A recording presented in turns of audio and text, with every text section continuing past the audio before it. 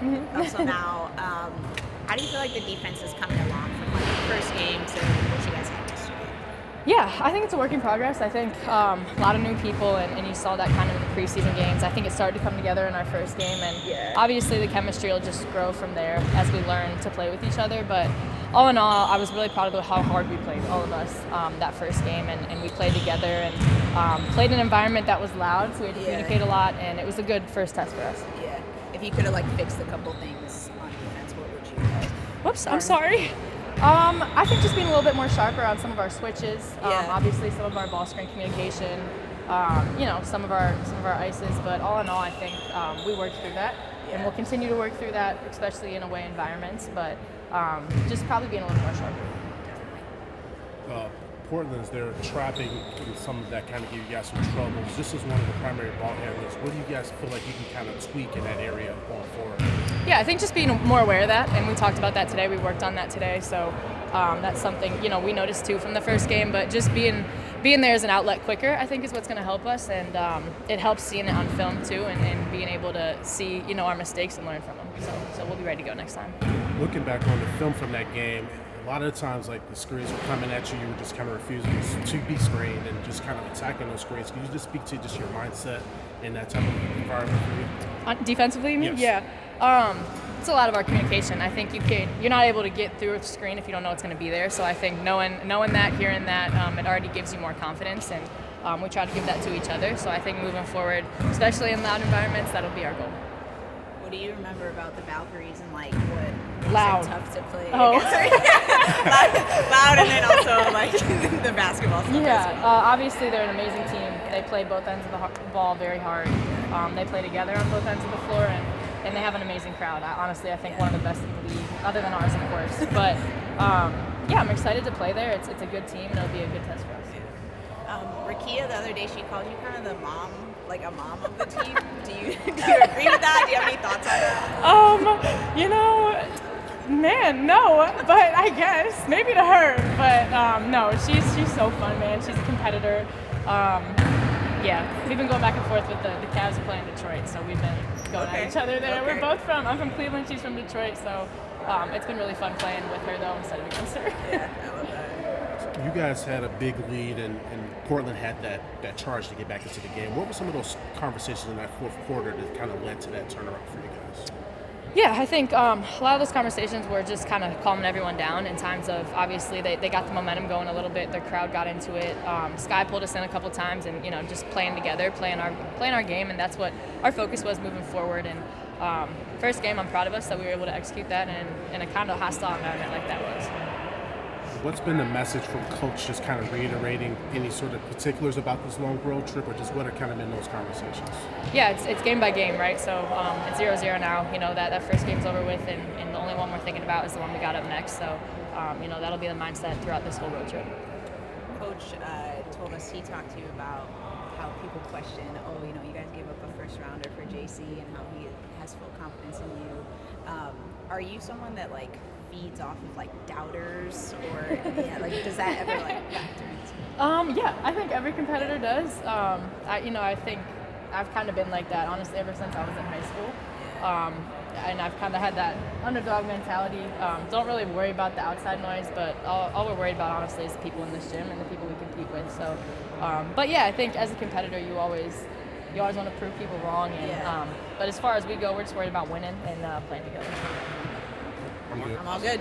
Sweet. Thanks, guys. After looking at the film from the Portland game, if there were just any particular wrinkles that you were looking to kind of iron out today? Yeah, I think that I was really happy with our spacing and our pace, specifically in transition. I thought we did a good job in the half court of maintaining space for what we were looking for game plan-wise with Camilla. And defensively, I thought we were communicating well, cleaning up some of our coverage, slippage. But aside from that, I was really happy with the effort and the overall communication from our group. And then you guys are going to be playing in another hostile environment. So what are some things you guys can do in these practices to kind of prepare and prep for those? Yeah, I think it's being attentive to detail, making sure that we are taking care of us first, and then obviously being in tune with what the game plan is for Golden State. But a lot of it is foundational for us, and if we're secure in who we are and what we're doing, and then it should give us a good foundation in terms of putting everything else into place from a game plan standpoint. And so we can't do anything about the crowd. We gotta, we can control what we can control, and so we want to make sure that we're locked in from that standpoint. And a couple of housekeeping things. I saw Z look like she was getting a little bit more work in. How is she progressing? And are you guys confident or maybe hopeful that she may be able to return over the course of this trip? Yeah, hopeful for sure. We're confident in the progress that we've seen thus far. She's ramped it up more and more. Today she went through pretty much the whole practice, and so we're getting really close. She's feeling a lot more comfortable with her body and things of that nature, and so we're looking forward to that. And then with Tosh, I know you're kind of being more cautious, maybe getting her implemented into the mix. How was she practice today? Did she kind of participate through more things, or what was her kind of status? Yeah, she was feeling under the weather going into the game against Portland, and so we wanted to give her a little bit more rest from that standpoint. She went through all the practice today, been working out, and so we're excited to get her in there. We're going to throw her right in, and we know that she's ready for it, and we're ready to have her out there. Okay. And then just from your standpoint, obviously, you're taking this road trip one game at a time. Are there any other kind of messaging that you're kind of getting to the team right now, just as the season is kind of ramping up for you? Yeah, it's just that we got to have a short memory from the Portland game. We got to go and replicate the same type of effort and intensity that we had coming out, and we got to maintain our focus for Golden State, a tough team, a playoff team who's well coached.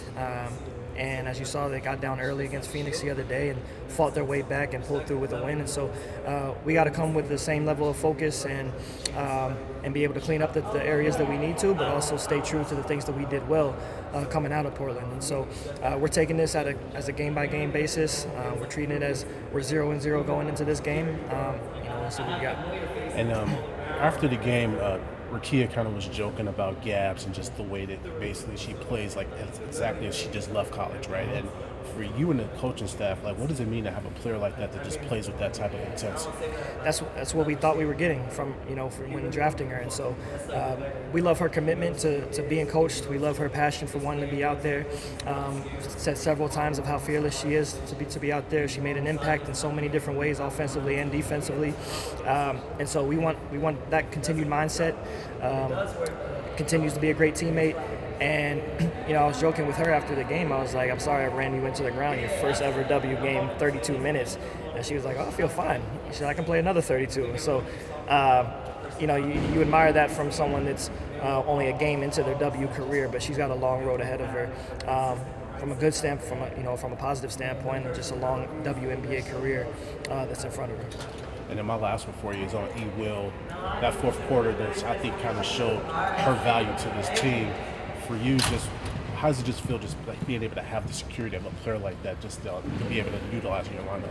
It's a blessing from a coaching staff standpoint, but also her teammates feed off of that as well. They feed off of her professionalism, her experience, the sense of calm that she brings from that standpoint, especially on the defensive side.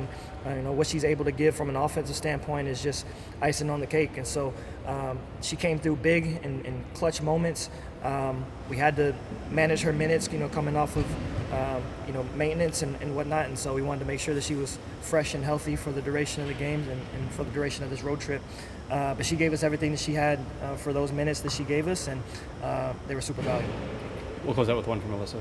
Oh, man, I got one. But we talked about the Valkyries and everything. Mm-hmm. I guess I had one on Camilla, or just both the Fire and the Valkyries have centers who shoot threes, and do you want Camilla on those ball screens dropping, or you want her closing out on these players? I'm thinking of Janelle Salon. Yeah, you don't want to get into that. Yeah. We want her to be able to help contain the ball, but also get back to those popping bigs and being able to contest those shots. And so, but that's where the league is moving in the direction of popping and shooting bigs. And so we got to be. The good thing about Camilla is that she's extremely agile and mobile, and so she has the capability to do both. But we got to help her from that standpoint too, in our ability to keep the ball in front of us. Whoever's guarding the ball, and so it relieves her a little bit of being able to do both and helps her retreat back to her. Okay. Appreciate Thanks, it. everyone. Sorry.